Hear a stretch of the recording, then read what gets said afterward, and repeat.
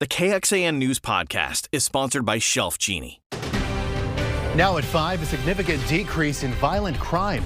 For 2 weeks now, DPS has been patrolling in Austin, and APD says it's making a real difference. We've got some of the data. And just in, what the Supreme Court has decided ahead of a midnight deadline for new abortion pill restrictions. We've got a very low severe weather threat near or south of our area here tonight. We'll track tonight's storm chances and a few more for tomorrow. Memes, social media posts, and text messages. That's the evidence Travis County prosecutors will use in the sentencing phase for Daniel Perry. Thanks for joining us. I'm Daniel Marin. Last week, a jury found Perry guilty of murdering Garrett Foster, an armed Black Lives Matter protester in downtown Austin. A day later, Governor Greg Abbott said he would sign a pardon recommendation for Perry and instructed the Texas Board of Pardons and Paroles to expedite a review of the case. KXAN investigator Mike Rush details what's in the newly unsealed documents. It's a really impressive filing. 76 pages of evidence prosecutors intend to introduce during the punishment phase. They document Daniel Perry's social media posts and messages with friends and family. Dozens of them in the weeks and months leading up to the death of Garrett Foster talked about protests, the Black Lives Matter movement, and guns and violence. In messages between Perry and friends talking about buying ammo or extra rounds, the documents show Perry wrote, quote, "I might go to Dallas to shoot looters," end quote.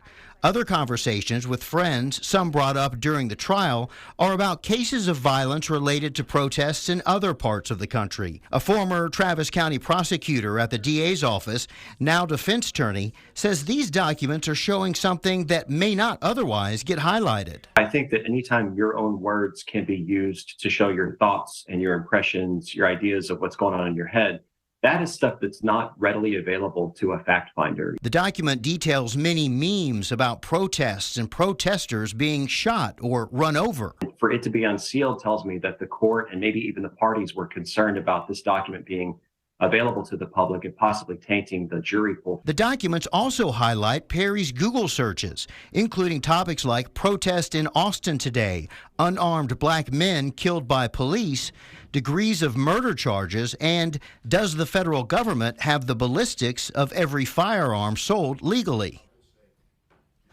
Other discussions with someone on Facebook talk about justification for self-defense, pointing to specific cases in other parts of the country. In one of those, Perry wrote, "It matters not what the law is. What matters is how much money you can spend on a lawyer and the jury." There is much more in these unsealed documents, things that we will not say on television, but that are available for you to read at KXAN.com. And one more note, a judge has not yet set a sentencing date. All right, Mike, thank you very much. More troopers, less crime. The Austin Police Department calls its partnership with the Department of Public Safety a success so far. Chief Joseph Chacon provided an update this afternoon. KXAN's Brianna Hollis was there. She joins us live. Bree, what did we learn? So Daniel came across since this launched 2 weeks ago. Is more heavily patrolling. Violent crime is down nearly 60%. Some examples of violent crime include aggravated assault and robbery. APD troopers to certain areas. You know, we're going to work on Brianna's microphone, and we'll get back to that in just a moment. Well, the U.S. Supreme Court right now is temporarily blocking new restrictions on mifepristone, an abortion drug, while it takes more time to fully consider the issue raised in a court challenge. Now, those restrictions would include no longer making it available by mail and would have taken effect at midnight. This is an administrative stay. Both sides now have until Tuesday to weigh in before the court makes another decision. Right, well, the Justice Department is charging 28 members of Mexico's powerful Sinaloa drug cartel in a sprawling fentanyl trafficking investigation. Among those charged are 3 of the sons of notorious drug lord Joaquin El Chapo Guzman. The Sinaloa cartel is largely responsible for the surge of fentanyl into the United States over the last 8 years. Others charged include Chinese and Guatemalan citizens accused of supplying chemicals required to make fentanyl. Only one of El Chapo's sons is in custody in Mexico. 8 of the other suspects have been arrested around the world. First Warning Weather with meteorologist Nick Bannon. Well, we had a lot of clouds a lot of the day, especially in the metro and our eastern counties, but we're getting some late day sun in the metro, and that is spreading to the east as well, even though more clouds are coming in to the hill country as we speak. One thing we're going to be watching out for tonight, some storms and showers gradually developing in Mexico. These are going to be tracking northeastward and could clip parts of central Texas tonight, although most of you stay dry. Temperatures in the 70s where the clouds hung on the longest, 80s and even low 90s where the sun was out at the earliest here today. Looking at our forecast as we take you into this evening, you see we stay dry here at 7. Really, rain chances are not that high tonight, but they do rise. 10% chance of a storm or shower at 9. That rises to 20% at 10. The farther south you are, the higher the chance you get a little storm or shower here late tonight. So we'll time out the storm and shower risk as well as the potential for a couple more here tomorrow. We'll show you a temperature jump before the numbers fall and some wet weather for next week. All right, Nick, thank you very much. The Massachusetts Air National Guardsman accused of leaking a trove of classified government documents online made his first appearance in a Boston federal court today. The latest now from Alice Barr. Growing calls for answers today after the 21-year-old Air National Guardsman accused of leaking hundreds of classified documents made his first court appearance in Boston. Jack Teixeira, who was arrested yesterday at his home in Massachusetts, is now charged with possessing classified documents pertaining to national security and national defense materials. The charges under the Espionage Act carry up to 10 years in prison per violation. We intend to send that message, how important it is to our national security. Family members in attendance to show their support.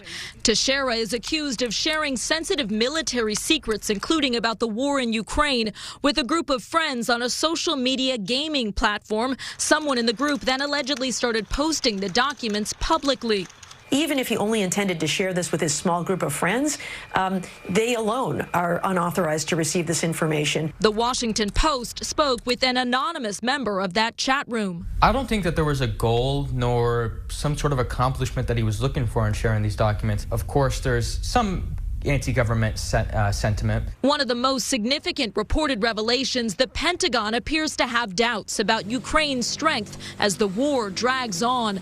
Lawmakers in both parties demanding answers about the safeguards for top secret information. The idea that he would have access to such a broad array of information and be able to exit a building with it is absolutely outrageous to me. Teixeira, who was recently promoted to Airman First Class, worked in IT in the intelligence wing. Court documents show he feared federal authorities were on to him days before his arrest and searched the word leak on his government computer. In Washington, Alice Barr, NBC News. The big fine just ahead. How much the NBA is charging the Dallas Mavericks for sitting players to lose on purpose. Plus, don't feel like cooking tonight? Why some food delivery customers wonder if the convenience is worth the mystery. What to know about ghost kitchens. And the music of the night about to end. Phantom fans in mourning.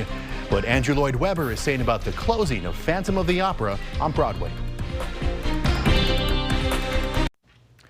The NBA fined the Dallas Mavericks $750,000 today. It accuses them of sitting key players during an elimination game to improve their chances in next month's draft lottery. The NBA says the Mavericks engaged in, quote, conduct detrimental to the league by sitting out most of its key players against the Chicago Bulls on April 7th, despite still having a chance to reach the postseason. The league's investigation found that Dallas wanted to lose the game to the Bulls in order to improve their chances of keeping their first-round pick in the 2023 NBA draft. The Mavericks lost to the Bulls by 3 points, and they are likely to land the 10th pick in the draft lottery. Well, for 35 years and almost 14,000 shows, Phantom of the Opera has been a phenomenon. But this Sunday, the famous chandelier crashes down, the curtain falls, and the music of the night goes silent. Increasing production costs and lower ticket sales are behind the show's closure on Broadway. Lester Holt spoke with composer Andrew Lloyd Webber to find out how he feels about the end of this musical era. Is it your best work? I think it's very, very rare in a musical very, very rare for all of the ingredients to come together in the same way that Phantom did. The production, the lighting, the choreography. It doesn't happen very often.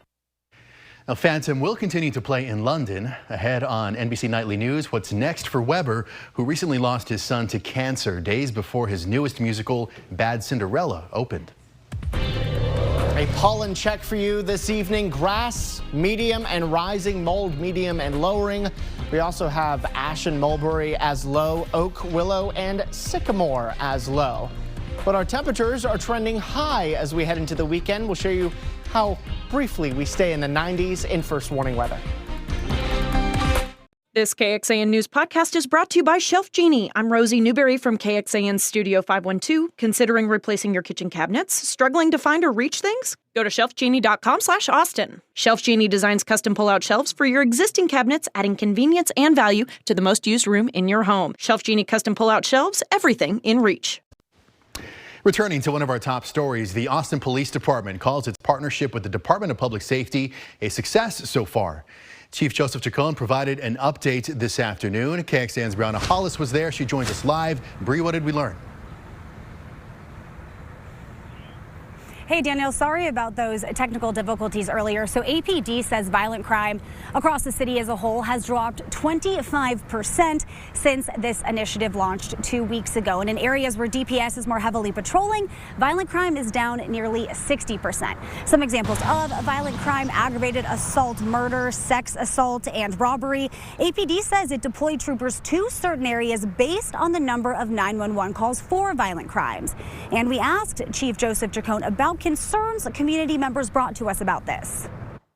What is your response to people who do have concerns that they may be unfairly targeted with traffic stops in certain neighborhoods? So I think that it's important to remember that we are not looking at specific areas of town based on what demographics in that area of town might actually look like, but rather where are the calls for emergency, assistance coming in. Over time, what I expect to happen is that you will see DPS actually move. As we displace crime that happens in certain parts of town to other parts of town, well, then we will move, and we're always going to let the data guide us. We also asked DPS directly about these concerns from the community. The agency says it, quote, encourages anyone with such criticisms to learn more about DPS's motto, mission, vision, values, and goals, which according to the agency's website include integrity, excellence, accountability, and teamwork. And tonight at 6, we'll address how DPS is monitoring roads in town with the most crashes. Daniel?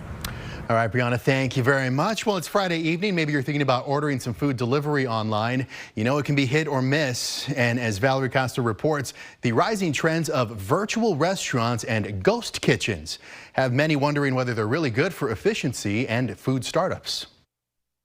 Last month, Ryan Benson had a late night craving and picked up a delivery app to place an order. I thought maybe this was like some kind of like artisan grilled cheese place. And I was like, oh, I'll try it. But Benson soon learned his order from The Meltdown was not the small artisanal restaurant he thought it was. The Meltdown turned out to be a virtual restaurant. I feel like I've been catfished by Denny's. They put on like a fake profile where they were The Meltdown. And it was really just some chef in a Denny's, like, making my food. It's all owned by the corporate diner chain. That online menu only available through the apps. A Denny's spokesperson says the company prioritized transparency, pointing out the connection is disclosed on the Meltdown's website. Ghost kitchens and virtual restaurants became a way for small businesses like food trucks to expand their reach, but some say it's gotten out of control. I think a lot of it, with anything in business, I feel like it totally got oversaturated for a minute there. Kyle Hollenbach with BLT Kitchens in Arizona says his ghost kitchens provide the space for a business to test out a menu without the cost of investing in a full-blown restaurant, becoming a virtual presence instead. And they're able to roll out a concept or several concepts. Usually most of them are doing multiple concepts. So, for example, one person or two people might be cooking 5 different restaurants on the Uber Eats and DoorDash kind of platforms. Since 2021, the number of virtual restaurants listed on Uber Eats has quadrupled in the U.S. and Canada. In Nashville, 31% of restaurant listings were for virtual restaurants, according to a recent analysis of Uber Eats listings. Consumers are choosing platforms before they choose restaurants. And so if you don't exist in all the relevant places where consumers are searching, you might as well not exist. But with seemingly no limits as to how many rebrands or personas a virtual restaurant can take on, it's the customer who can feel duped. In a way, it makes it harder to know, where is this food coming from? Do I trust who it's actually coming from? Are they being honest about everything else? In this world, you can simply shut that listing down and start a new one, and no one would be the wiser. Delivery companies like Uber Eats and DoorDash are cracking down. Uber Eats guidelines say a virtual restaurant menu must be differentiated from its associated brick-and-mortar menu with at least 5 distinct main dishes that cannot be found on your brick-and-mortar menu. DoorDash saying, quote, virtual restaurants are labeled and customers can access details about the physical location of the kitchen.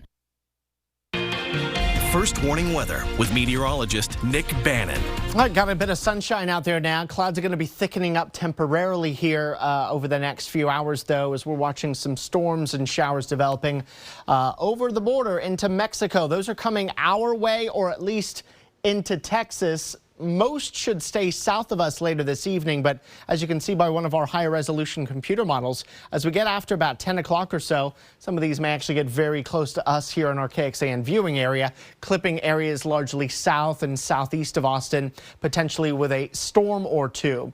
As you can see, these move out by about 2 in the morning, and then low clouds move back in as we start your Saturday. May not be the brightest start to the day for some of us. Some start with sun, but many in the metro start gray, but I think by late morning the sun is out, and then tomorrow afternoon looks gorgeous with a lot of sunshine. One thing we're going to be watching out for tomorrow, another small storm chance. Beginning, say, late afternoon or early evening, mostly for our eastern counties, and this isolated storm threat continues well into the evening. This is 9:30 tomorrow night, but I really think most of us stay dry here tomorrow, too.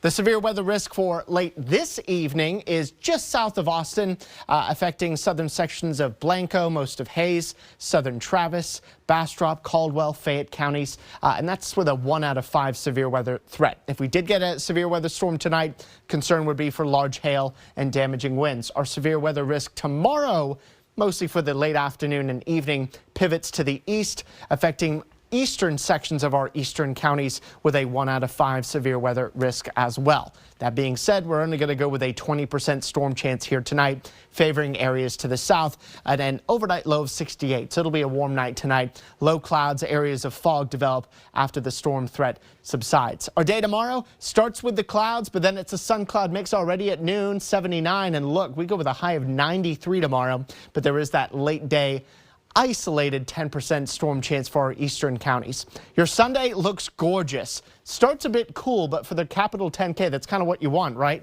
57 with sunshine at 7, 61 at 9, and 67 at 11. Eventually, temperatures getting into the 70s later in the day. Rain chances have increased for next week, especially Tuesday, but even Thursday and Friday has decent rain chances. One of our computer models gives us several inches of rain, especially for our eastern counties. Unfortunately, where we need the rain the most looks to be the area we see the least of it, and I'm talking about the hill country. Still, the rainfall projections are going to wobble around quite a bit between now and the wet weather pattern that sets in for next week. Look at our first warning weather 7-day forecast then. 93 tomorrow is near the record high of 94, but then a cold front drops us to 77 for Sunday with less humidity too. Monday, sunshine and 80, and then potentially 3 or 4 days next week with some showers and storms. Well, just ahead, the woman who spent 500 days underground in a cave on purpose. A Spanish mountaineer and extreme athlete has emerged after spending 500 days living in a cave. 50-year-old Beatriz Flamini lived 200 feet below ground with no contact with the outside world. Her experience was closely monitored by scientists seeking to learn more about the capacities of the human mind and circadian rhythms. But they never made contact with her. Flamini missed the start of the Ukraine war and the death of England's Queen Elizabeth. She spent her time underground doing exercises to keep her fit and busy, painting and drawing and knitting woolly hats. She also took 2 GoPro cameras to document her time. She also read 60 books and drank 1,000 liters of water. Well, no reruns tonight on KXAN. You can enjoy Lopez versus Lopez at 7 and then Grand Crew at 7:30 before an all-new episode of Dateline NBC at 8, and it's a Texas case.